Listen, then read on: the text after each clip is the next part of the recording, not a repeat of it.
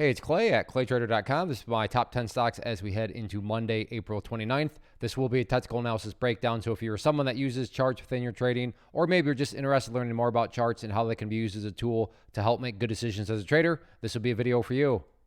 First off, a couple of clarifications. Number one, the candle that you see right there will be moving around and changing. That is because the market's still open for a small amount of time. But I like to do these videos when the market is still open because sometimes we can capture some really interesting late day price movement. And second, I'll be using the 30-minute time frame, meaning each one of these candles here represents 30 minutes worth of time. So ticker symbol number one, NIVF. Nice mover today. Had a very solid move earlier and then kind of went in this downwards motion here, but today got the break up through there and is now setting itself up for maybe another bigger run next week. So let's get some key levels here mapped out.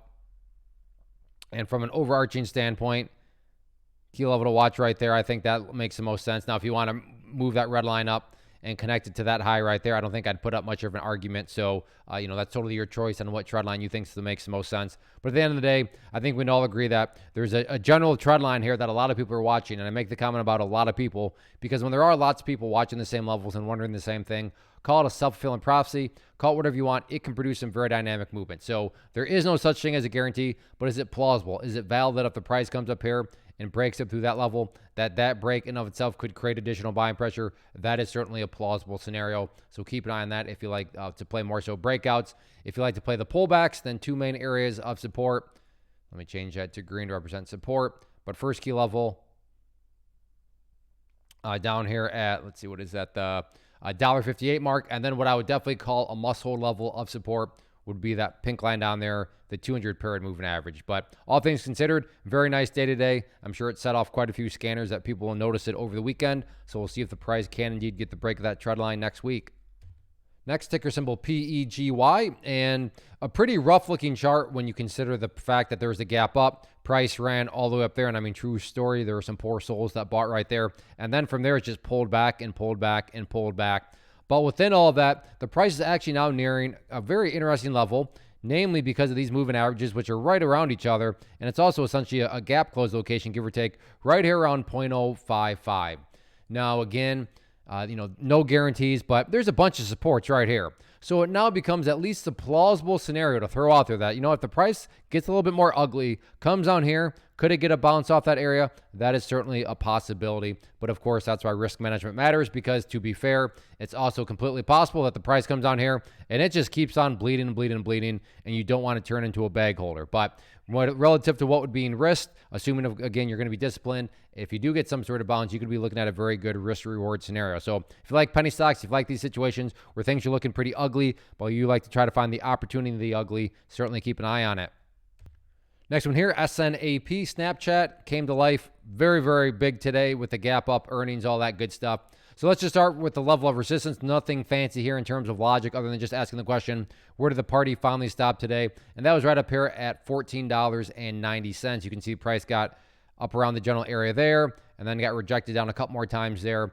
So if the price does come back up there, again, one of those potential self-fulfilling prophecy moments where you got to think a lot of people are watching that area. So if the price can get the push up through there, then valid to think that break in and of itself could create additional buying pressure. And then what I like about the areas of support is how the lows have gotten higher. So you had this low right here on that opening pullback, nice move up, came back down, and then right there, that low before it's starting to head back up right there. So got these higher lows, and that's always a good thing, and that's what you want to ideally see moving forward. But from the big picture point of view, just watch that purple line right there, the 50-period moving average. I understand that line's completely irrelevant right now, but that is a keyword, moving average. So as time goes by, that line's going to move itself higher and higher and get more and more relevant. So for more of if you want to just envision that it is of an overall trend line, as long as the price stays above there, the bulls are in full control. Next, BDRX, an interesting situation here, just basically on the fact that big gap up and then it started to drop and drop and drop. And when it gets to this, point, it's always very, wise to say, is this one of these situations where it's just going to keep bleeding? Is it a gap and trap? Is it a pump and dump? What exactly is going on? But we got the answer here. And no, it didn't keep bleeding. Actually started to go sideways right here at $1.14. So that's going to be a key level of support just because that's, again, where the bleeding finally stopped and it started to level out. Now, let me be very clear, and I wish I could say trading was this easy. Just because there's a pullback and just because the price is leveled out and started to go sideways does not mean guaranteed it's headed back up. I'm just saying it's a lot more plausible at this point in view or time. Case in point, let's say the price was still dropping. I'm sitting here saying, hey, it's looking like this could be the bottom. You'd say, based on what? The price is literally still just dropping. But that's not the case right here. It has started to go sideways. So does not mean that that's for sure, the pullback's over, but becomes a lot more reasonable. Key area of resistance to keep an eye on right there at $1.38. Next one, TSLA Tesla. Overall, nice day here. Going to make a few adjustments. First adjustment, just going to adjust this area of resistance right up to that level where the party stopped today at 172.25. And, not to insult your intelligence, but you saw me. I need to adjust that line upwards. And from a bullish perspective, whenever levels of resistance need to be adjusted in the upwards direction, that's definitely always a good sign. Going to go ahead and get rid of that as it served its purpose for now. Because I think the way to, easiest way to make this, moving forward is just going to be to watch that purple line right there, 50 period moving average, as I've already said. So as that line comes upwards and gets more and more, and actually there is going to be that golden cross. There we go. So golden cross is when the 50 period crossed over the pink line. Never something you want to complain about from a bullish standpoint. So that's going to be occurring on Monday. Like I said, from the overarching standpoint, just continue to watch that purple line. As long as the price stays above there, then the overall trend still plenty in the bullish favor as far as, this recovery here from these lows, several days ago. But like I said, Tesla has had a very nice week. It's knocking on the door of 172.25. So maybe next week is the time where the price can finally break above there and then continue on with the overall momentum. Real quick, want to take a break and personally invite you to get signed up for this free live online webinar that I'm offering next week. So if you've been enjoying what you've seen and you want to learn more about this tool, how it can and should be used to build consistency and manage risk, then definitely get signed up for the free class. If you're watching on YouTube, there's a link down in the description box you can use to get signed up. Or if you're watching at my website, there's an area right there on the webpage that you can use to get signed up. So like I said, if you've been enjoying, then definitely get signed up for the free class. Next one, ticker symbol SOFI, and this will mean a little bit more to those of you that watched the video previously, but if you did, talked about this trend line right here and how the price was peaking its head above there. So the big question mark going into today was, hey, is this the start of something bigger? And we got our answer, was indeed the start of something bigger. In fact, as I talk right now, that's why I like to do these when the market is open. Check it out. This candle is actually pushing to new highs. This is all occurring on the biggest volume all day. Usually it's the opening 30 minutes that has the biggest volume, but here we have volume surging in here. So needless to say, got the breakout. Good momentum, so let's get things updated here. As far as levels of support are now concerned, if there's any sort of pullbacks, initial level of support, going to be that former area of resistance right there at $7.68. And then as I've been talking about from an overarching standpoint, just continue to watch that purple line. As long as the price stays above the 50-period moving average, overall the trend is perfectly fine. In terms of areas of resistance, going to have to squeeze down the chart here, go back into the history of things, and you can see that the price is now starting to get very, very close to this key area right here around $7.90. You can see that this was the group of highs back here in terms of, that last time where the price made the nice move up and got rejected. Not saying it's going to get rejected to the same extent, but I'm just saying that the story is suggesting that there are potentially some sellers sitting up there. So that'll be public enemy number one. But all in all, very nice past couple of days here for SOFI. Next one, NIO. Very, very nice day today on this one. And to think that not that long ago, this thing was all the way down here, but now it sure has recovered up very, very nicely. Still a lot of work that needs to be done, but you got to give credit where credit's due. Very nice movement here recently. And as far as, the chart is concerned, pretty straightforward here as we have a nice little pattern here. So top of the pattern right there of resistance at $4.53. And then as far as the bottom part of the, there we go. Bottom part of the pattern is concerned. Have this nice trend line right here. Let me change that to green. And then just because I can't help myself, let's keep it one color here. Make it easy to see. So we have our resistance. We have our support. We have the big upwards move here. A few golfers out here. I'll try to make it a little bit more visually appealing. Put the golf ball down here, and we have a bull pennant pattern. So just because there's a bullish pattern does not mean for sure guaranteed the price is going to go upwards. But is it valid? Is it plausible to think that if the price can work its way up here and then get the break, that break in of itself could create additional buying pressure? That is certainly a plausible scenario. So if you like stocks down below $5, you like bull pennants, certainly keep an eye on NIO. Next, DNA. Very, very nice bounce today when you consider that just yesterday it was down in this range. Now it's up to this point right here. So good, solid move. So let's map out some key levels. First key level is what I would consider a very important level of support. So let's get this in play first. And that area right down there at 80 cents. Why is 80 cents so important? I'm not saying this will occur, But if the price were to come down here and then break down below it, what would that be doing to the price? That would quite literally be putting the price right back inside of this range where the price just was.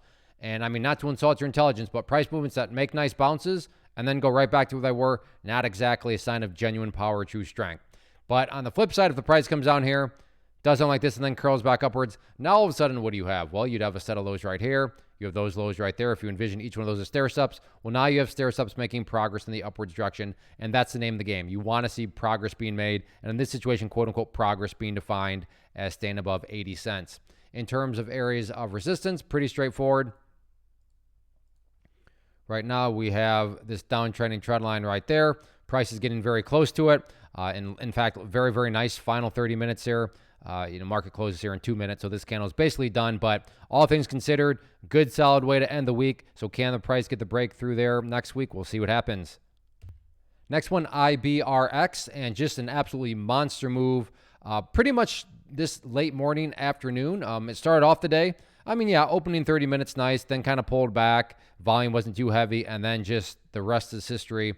Straight up it went. And then in some senses, that's the main reason why it's even on the watch list, is because that in and of itself is a worthwhile reason to keep an eye on something when, a stock just explodes with very, very nice volume. And as you can see here, this is the highest it's been in a very long time as I squeeze down the chart just to give context there. So, I mean, we're talking about levels that have not been seen for quite a while. And in terms of areas of resistance, no fancy logic here. Just where did the party finally stop today? And that was right up there at $7.77. So 777 is going to be that main level there from a resistance standpoint. In terms of levels of support, if there is a pullback, then I'd keep an eye first off on that former breakout point right there at 671. And then from the overarching standpoint, yeah, you guessed it, 50-period moving average as that line swoops upwards. Just keep an eye on that. And, as long as the price stays above that level, then the overarching trend still plenty in the bull's favor. But monster volume today, very, very impressive, almost straight up action. So we'll see if that can continue into next week. Next, TQQQ, very, very impressive day today. This will mean a little bit more to those of you that watched the video previously, but if you did, I talked about two areas of resistance, that trend line and then that area right there, and both were smashed today. So I'll go ahead and get rid of that level there. In fact, I'll get rid of that support down there, and then just make the first key update, and this is just based on a rule which states when levels of resistance are broken and closed above, you want to see them act as support. So preferably speaking, what would make the chart look the strongest moving forward would now be if the price can stay above 54.60. So keep a close eye on that if there is a pullback. But again, not the end of the world if the price falls below that level, because overarching, you want to watch that purple line there, 50-period moving average. And then the other level that everybody and their brother's uncle is going to be watching, it's probably already stuck out to you, is that pink line, 200-period moving average. And I mean, look at this, and this is why this is a famous area. This is why charts are a very valuable tool. So I'll turn that into a quick plug. Go get signed up for that free webinar. But I mean, check it out. The price just rejected, rejected, rejected. Final 30 minutes, rejected. So that'll be public enemy number one without doubt moving forward. And really, from the resistance side of things, it's that straightforward, given that that sticks out like a sore thumb right there. So all eyes on that 200-period moving average. But all things considered, very, very nice recovery, especially when just not that long ago, the price was all the way down here. Now it's all the way up here. So we'll see if that momentum carries into next week. I will do a Bitcoin analysis in just a second here, but for you stock traders out there, like I said, if you like what you saw here, go get signed up for that free class. It'll be next week, Thursday, May 2nd at 7 p.m. Eastern time. There will be a live question and answer, so I'll be happy to answer any questions you have, and we'll have a good time. Now let's talk some Bitcoin.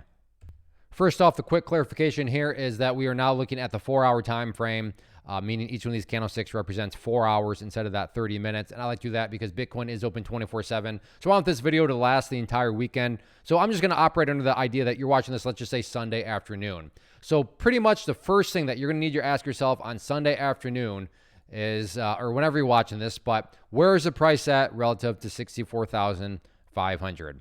Now, same thing pertained about 24 hours ago, and all things considered, it's basically stuck within this little consolidation area right here. That's not bad. That's not good. But Bitcoin is, starting to kind of tighten up within this range right here. But that'll be the main thing. Now, if you're saying, well, Clay, the price is actually still down below 64,500. Okay, how far down below? And that's where this level here comes into play.